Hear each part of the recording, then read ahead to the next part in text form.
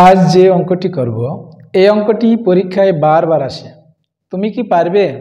দেখো, অনুশীলনী 17 এর 10 নং প্রশ্নের প্রচুরক নির্ণয়। মাই ডিয়ার স্টুডেন্ট, এই প্রচুরক নির্ণয়ের জন্য আমাদের সর্বপ্রথম খুঁজে বের করতে হবে সর্বোচ্চ গণসংখ্যা কত আছে। আমাদের গণসংখ্যা দেওয়া আছে 6, 8, 10, 12, 5, 7, 2। এই গণসংখ্যাগুলোর মধ্যে সবচাইতে বড় গণসংখ্যা বা সবচেয়ে বেশি বা সর্বোচ্চ গণসংখ্যা আমাদের আছে 12। এই সর্বোচ্চ গণসংখ্যা যে 12 আছে, এই গণসংখ্যার শ্রেণী হবে প্রচুরক শ্রেণী। তাহলে আমরা লিখতে পারি সর্বাধিক গণসংখ্যা বা গণসংখ্যা সর্বাধিক 12। সর্বাধিক গণসংখ্যা 12। মাই ডিয়ার স্টুডেন্ট, আমাদের সর্বাধিক গণসংখ্যা কত দেওয়া আছে? 12 দেওয়া আছে। এই 12, এই সর্বাধিক গণসংখ্যা 12 শ্রেণী হবে প্রচুরক শ্রেণী। তাহলে আমরা লিখতে পারি প্রচুরক শ্রেণী হবে 61 থেকে 70। আমরা এবার এল বের করব। এল বের করার নিয়ম কি জানি মাই ডিয়ার স্টুডেন্ট? এল বের করার নিয়ম হবে এই প্রচুরক শ্রেণীর নিম্ন সীমা। আমাদের শ্রেণী ব্যাপ্তিতে আমরা দেখব এই সাইড বা এই ধারকে আমরা বলবো নিম্ন সীমা। কি বলবো? নিম্ন সীমা। আর এই ধার বা এই সাইডকে আমরা বলবো উচ্চ সীমা। আমাদের প্রচুরক শ্রেণী আমাদের কত পেয়েছি মাই ডিয়ার স্টুডেন্ট? আমরা প্রচুরক শ্রেণী পেয়েছি 61 থেকে 70। তাহলে আমাদের এই ধারে আমাদের কত আছে? 61 আমাদের হবে নিম্ন সীমা আর উচ্চ সীমা হবে 70। তাহলে আমরা এল সমান আমরা লিখতে পারি আমাদের নিম্ন সীমা যা আছে তাই হবে আমাদের এল। তাহলে আমরা এল সমান লিখতে পারি 61। মাই ডিয়ার স্টুডেন্ট, এবার আমরা F1 বের করব। F1 বের করার নিয়ম হবে কি? এই সর্বোচ্চ গণসংখ্যা বিয়োগ তার পূর্বের ঘর বা তার আগের ঘর বা তার উপরের ঘর।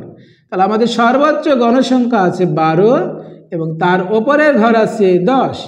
এই 12 থেকে আমরা যদি 10 বিয়োগ করি তাহলে আমরা পাবো F1। তাহলে আমাদের সর্বোচ্চ গণসংখ্যা দেওয়া আছে 12, তার আগের ঘর বা তার পূর্বের ঘর দেওয়া আছে 10।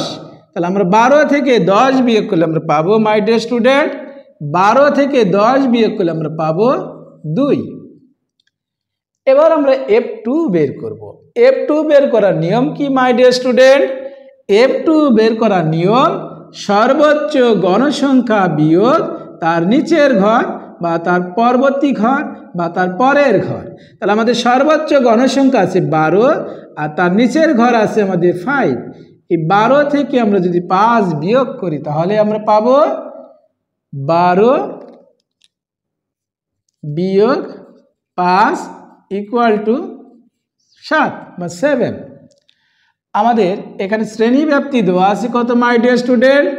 এই 31 থেকে 40 পর্যন্ত আমাদের এই 31 থেকে 40 পর্যন্ত আমাদের সংখ্যা আছে 10। তাহলে আমাদের শ্রেণী ব্যাপ্তি হবে 10। আমরা লিখতে পারি শ্রেণী ব্যাপ্তি বা এইচ এর মান হবে 10।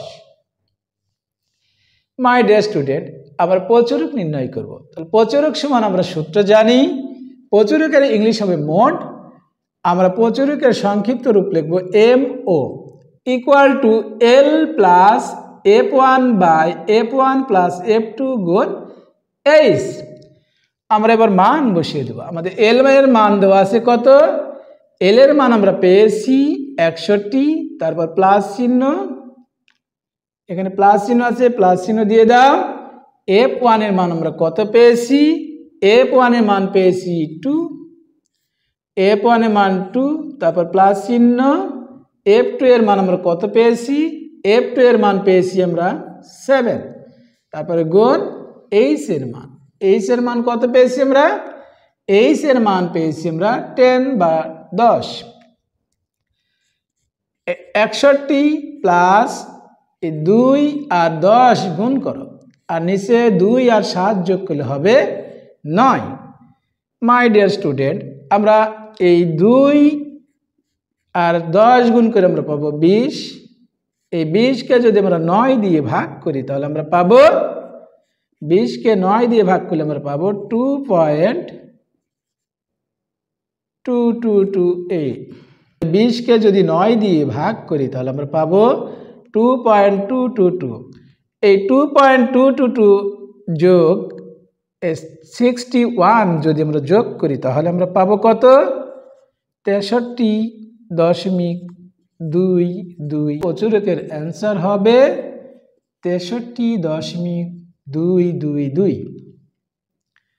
এটা আমাদের অ্যান্সার। আমরা আরেকবার দেখব। আমরা প্রচুরক সমান আমরা জানি L plus F1 by F1 plus F2 গুণ H। আমাদের L এর মান কত আমরা পেয়েছি? L এর মান পেয়েছি আমরা 61। তারপরে কি চিহ্ন আছে? প্লাস চিহ্ন আছে, প্লাস চিহ্ন দিয়ে দাও। F1 এর মান 2, F1 এর জায়গায় 2 বসিয়ে দাও, বাই F1 এর মান 2, তারপর কি চিহ্ন আছে? প্লাস চিহ্ন আছে, প্লাস চিহ্ন দিয়ে দাও, প্লাস F2 এর মান কত? 7। এই 10 আর 2 গুণ করলে আমরা পাবো 20, 2 এবং 7 যোগ করলে আমরা পাবো 9। এই 20কে 9 দিয়ে ভাগ করলে আমরা পাবো 2.222 আর যোগ 61।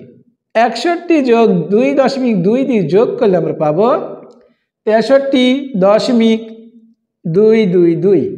এটাই আমাদের অ্যান্সার। মাই ডিয়ার স্টুডেন্ট, আমার ক্লাসটি কেমন হয়েছে কমেন্টে জানিয়ে দাও। এর পরবর্তী ক্লাস অনুশীলনী 17 এর 14 নম্বর প্রশ্নের প্রচুরক নির্ণয়। এই ক্লাসটি দেখার জন্য আমন্ত্রণ রইল। আর পরবর্তী ক্লাস পেতে আমার চ্যানেলটিকে সাবস্ক্রাইব করো। সবাই ভালো থেকো। আল্লাহ হাফেজ।